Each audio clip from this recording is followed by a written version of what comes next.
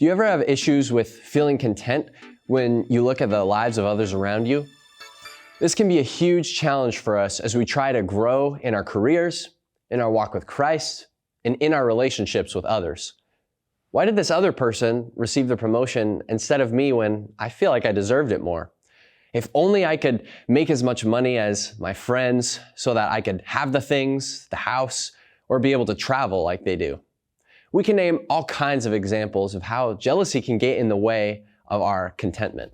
Hi, I'm Justus Coppinger, your spiritual fitness coach, and today I want to look at what the Bible has to say about this. As followers of Jesus, the way that we treat each other is a huge witness to who Jesus is.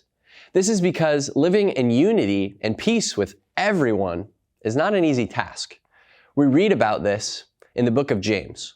James chapter 3 verse 13 says, "If you are wise and understand God's ways, prove it by living an honorable life, doing good works with the humility that comes from wisdom." Now, James doesn't write this because he wants us to feel like we have to constantly make sure we're doing the right things in order to prove that we follow Jesus. What he is saying is that the way we live our lives reflects who Jesus is. If we're going to display who Jesus is for others to see, there's a certain way we must choose to live. There's one specific attitude that James points out that does not reflect the character of Jesus: jealousy. He continues in verses 14 through 16. "But if you are bitterly jealous and there is selfish ambition in your heart, don't cover up the truth with boasting and lying. For jealousy and selfishness are not God's kind of wisdom. Such things are earthly, unspiritual, and demonic. For wherever there is jealousy and selfish ambition, there you will find disorder and evil of every kind."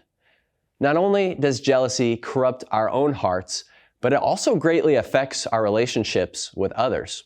This is so vital for us as we live our lives in a community of other Jesus followers.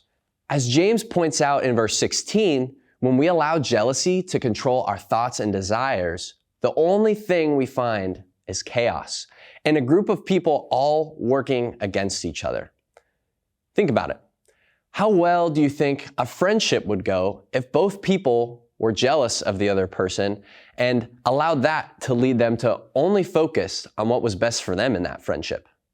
Sounds like that friendship would be full of disorder. How then can we overcome jealousy and create a space and community that shows others who Jesus is? James answers this in verses 17 and 18. "But the wisdom from above is first of all pure. It is also peace-loving, gentle at all times, and willing to yield to others. It is full of mercy and the fruit of good deeds. It shows no favoritism and is always sincere. And those who are peacemakers will plant seeds of peace and reap a harvest of righteousness." It can be so hard to prevent jealousy from entering our hearts. But this passage shows us that when we are striving to love people, to be gentle, and focus on showing mercy, then there's no longer any room in our hearts for jealousy. So here's your challenge for today. Be a source of peace and love. There are going to be many moments where you are tempted to be jealous of someone else, whether it's a friend, a coworker, or a family member.